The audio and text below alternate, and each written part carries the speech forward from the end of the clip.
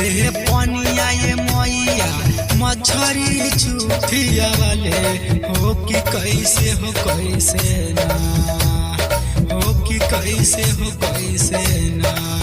गंगा जी के पनिया ये मैया मछरी झूठिया वाले हो कि कैसे हो कैसे ना हो कि कैसे हो कैसे ना। मैया के यहरागा उठवले हो कि कैसे हो कैसे ना। मैया के यहरागा उठवले हो कि कैसे हो कैसे ना। मैया के यहरागा उठवले हो कि कैसे हो कैसे ना।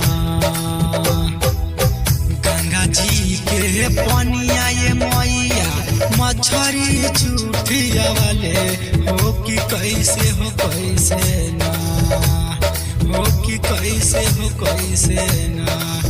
गंगा जी के पनिया ये मैया मछरी झूठिया वाले हो कि कैसे हो कैसे ना हो कि कैसे हो कैसे ना। मैया के यहरागा उठवले हो कि कैसे हो कैसे ना। मैया के यहरागा उठवले हो कि कैसे हो कैसे ना।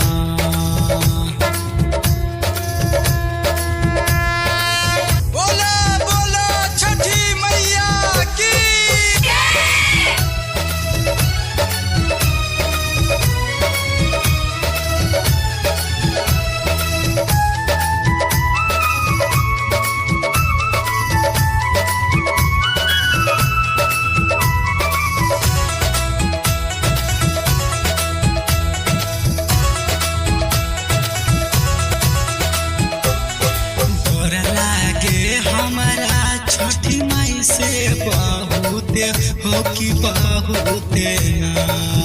डर लागे हमारा छठी माई से बहुते हो कि बहुते ना।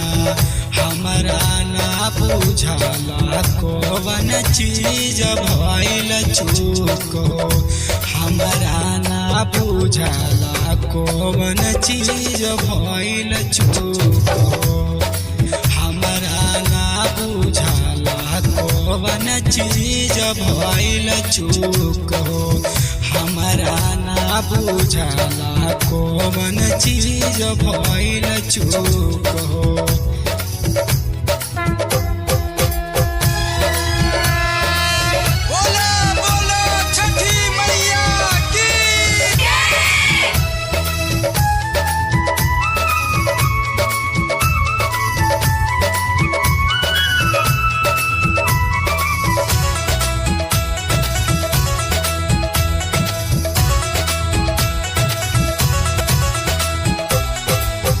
केलवा से हुआ ये मैया भावरा झूठिया वाले हो कि कैसे हो कैसे ना। केलवा से हुआ ये मैया भावरा झूठिया वाले हो कि कैसे हो कैसे ना हो कि कैसे हो कैसे ना। मैया के यहरागा उठवले हो कि कैसे हो कैसे ना। मैया के यहरागा उठवले हो कि कैसे हो कैसे ना। मैया के यहरागा उठवले हो कि कैसे हो कैसे ना। मैया के यहरागा उठवले हो कि कैसे हो कैसे ना।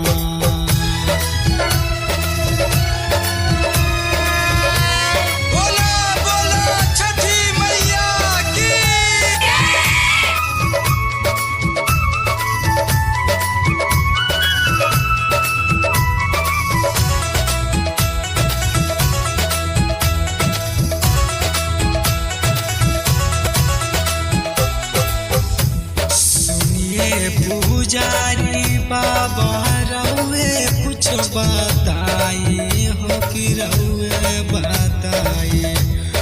सुनिए पुजारी बाबा रउए कुछ बताइए हो कि रउए बताइए।